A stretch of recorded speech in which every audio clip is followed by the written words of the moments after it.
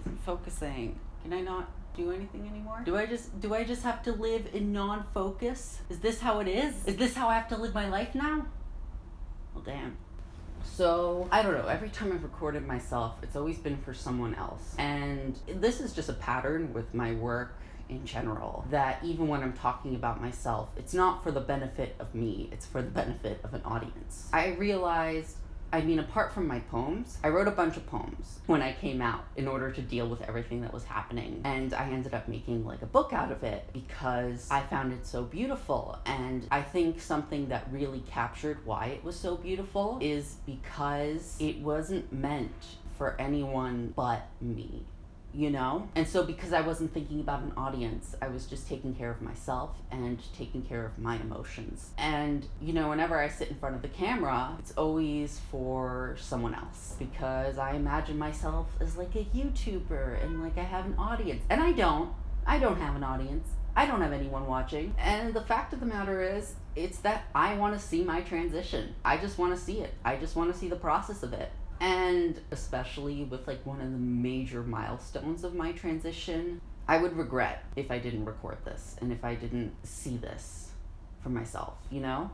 Because I already find myself forgetting what it was like pre-T. Sometimes I legit forget to do my shot because I forget that I don't naturally produce testosterone. I went through this period where for 3 weeks I didn't have access to tea because there was like a mess up with the prescription and I got my period and I started noticing like some of my fat like moving back into like a more traditionally femme body, and I freaked out and I totally forgot what that dysphoria felt like. And I totally forgotten so much what it's like in the past when I didn't pass, when people read me as female, when I was so scared to come out to people. I remember with one professor, I just sort of hinted at it. And I just like started writing a different name on the assignments and I didn't specify my pronouns, I didn't come out to him. And then I remember being so offended when he didn't figure out that I was a guy. Like, because I was just that scared of coming out. Like, that's insane to me. Like, I am just so straightforward with being trans these days. I've really forgotten what that was like, to fear coming out to people, to pretend that I was someone else, to be so insecure with my body, because I really think of myself as a guy, and it just weirds me out to think otherwise. And so it's occurred to me that I'm going to forget what it was like to not have top surgery.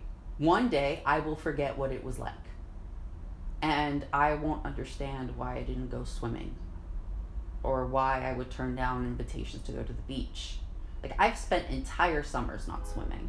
I forget what it's like to like fear sharing a bathroom with guys, to like always cover up and to like have to like tie my towel up here to my like to cover my chest, and to not want to get out of bed when my roommate is like out and about and like I was sleeping shirtless because I felt like it. And like, you know, every time I look in the mirror I have to like not focus so that I don't see my chest. I mean, I'm already forgetting what it's like to wear a binder because it's winter, and at this point I'm just so done with binding. I was in the hospital for a week, like because I was like lying around a lot, I decided just to like take off my binder and just wear a sweater. And then after I came out of the hospital, I couldn't deal with wearing a binder again. I couldn't make myself do it. So I've just been living in sweaters. So like, I've already forgotten what it's like to wear a binder. And it's already hard for me to think that I used to do that every day for like almost every single hour that I was awake. And like, at least my chest isn't hurting as much as it did before, because that's unhealthy. I shouldn't do that. I'm nervous about top surgery. I'm really nervous. I'm so excited. I get a lot of dreams about top surgery almost every night. And they're all celebratory dreams. There's no, knock on wood, there's no like bad nightmares, like that something goes wrong. It's all like really good dreams where I'm so happy, some of them are that I'm running late for top surgery, that I oversleep, But the last dream where I dreamt that I overslept, I also dreamt that Dr. Mosser was like, it's cool, you can come in at night, we're gonna work it out. But I love it when I dream about top surgery and I wake up from the anesthesia and I don't have a top and my chest is gone and I just feel all this relief, and it sucks to wake up from those dreams. It really sucks because it's like there's so much relief, and then I wake up and I'm like, fuck, I still have these things.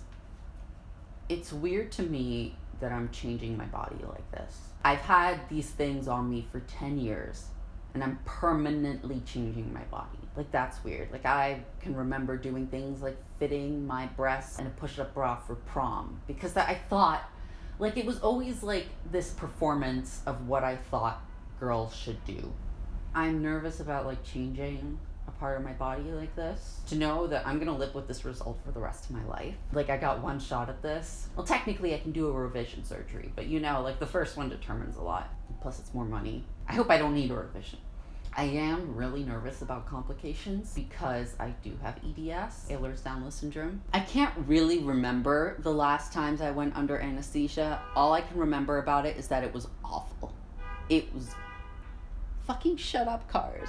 Shut up. I don't remember much about my general anesthesia experience except for the fact that it sucks. I can remember waking up too early the first time and shrieking and feeling so much pain and like kicking at doctors and just overall feeling awful. I don't remember my second time under anesthesia much, even though it was 4 years ago. I can remember, again, waking up too early, feeling all of this pain all over my face, like all here, like just burning. Like, clearly the pain meds were not doing anything for me. It was some of the worst pain I felt in my life, and I have had nerve damage and I have broken 2 of my arms at the same time.